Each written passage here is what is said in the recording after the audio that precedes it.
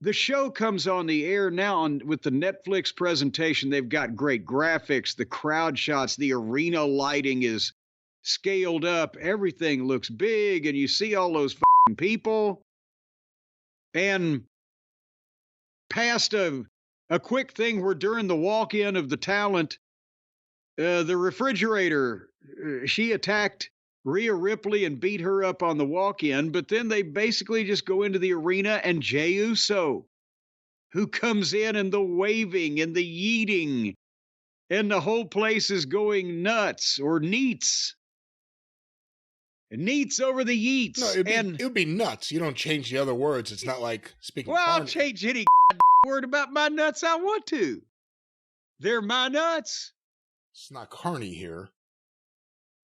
Fucking Ricky Morton, every once in a while, a new guy'd be sitting in the locker room, and Ricky'd be sitting there next to him, and Robert Gibson would walk up, and Ricky'd look up and say, "Hey, Robert, show so-and-so your nuts." And Robert would lean down and put his thumbs in his ears and go, blah, blah, blah, blah. But anyway, so... the innocent old days of pro wrestling. I watched this program in a few pieces because now they're not on real television anymore. They've taken a bribe to go over to the streaming. And on Monday night, I was going to try to watch it live because, as I believe I've mentioned, my trials and tribulations with not only is there no on-screen fast-forward ability that I've been able to determine on this Netflix business. So I don't know how people find where they're fucking going to. But also on the TV room television, I can't figure out how to do most of it at all on that remote. So I didn't want to spend all morning on Tuesday morning in the bedroom using that TV to try to skip through a lot of this shit. So instead, I was trying to watch it live again, and I figured, well, if I start it later on, I can skip the commercials.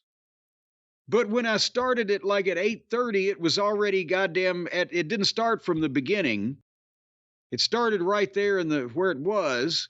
So I saw the last hour and a half, and then I went back the following morning, and I found the first half hour. Well, you have that option. You have the option to go to it live or start from the beginning. Well, it's all so complicated. Push the button. You just look at the... On TV, it's just you got your cable remote, you hit your DVR, and you hit the thing, and it starts right from scratch. There's so many the hoops you have to jump through here on this streaming stuff, Brian. It's very unwieldy.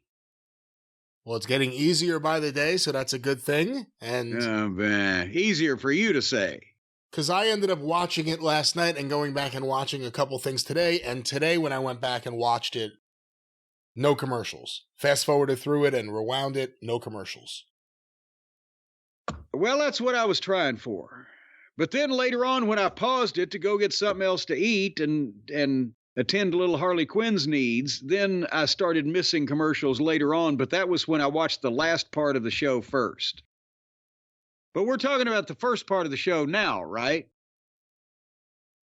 Yes, because we're going in the order of the show, not in the order you watched it. Yes, well, that's what I was trying to do till you interrupted me. But this is your show. Well, remember that. So anyway, Jey Uso was out there, and all he has to do is do the entrance, and they're going crazy. And as soon as he started to talk, boom, here came Gunther.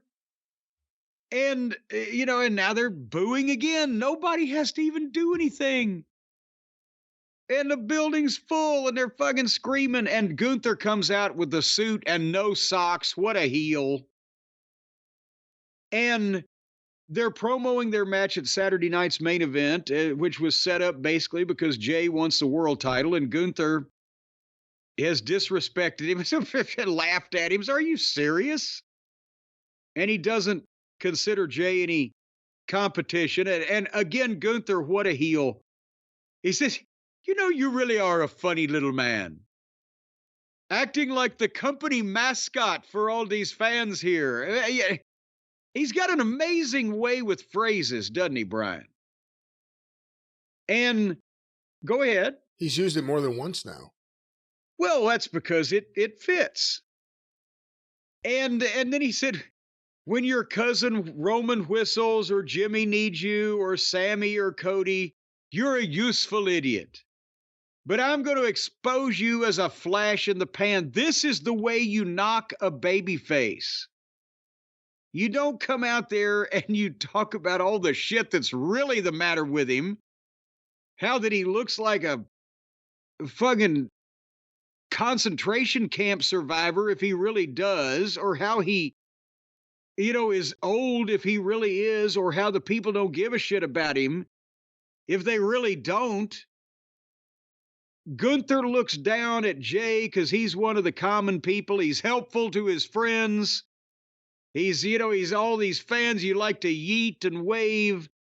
You're just a flash in the past. That's the way you knock the babyface. You don't say your mother is a Canadian call girl and your father sold secrets to the Nazis or whatever.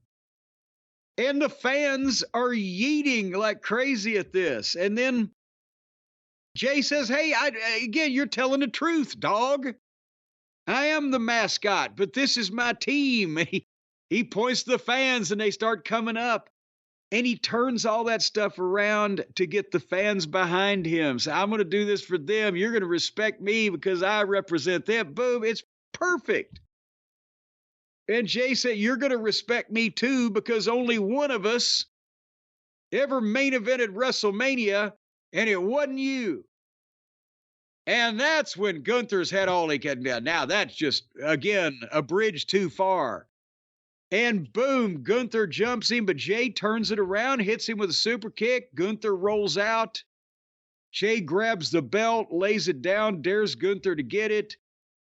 Gunther's like he wants to get up there, and then he reaches in and grabs it and takes off real quick. Again, Jey didn't have to talk, which is always a plus. Gunther's a great heel.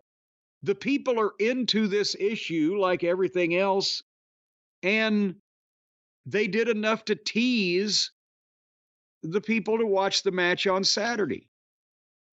So, it's not rocket surgery or brain science, but they keep doing it better than they have in a long time. And I would say better than the other guys are, but the other guys aren't doing it at all. Your thoughts, young Brian? Jey Uso excels in scenes. That's really what it is. He excels in the scenes he has.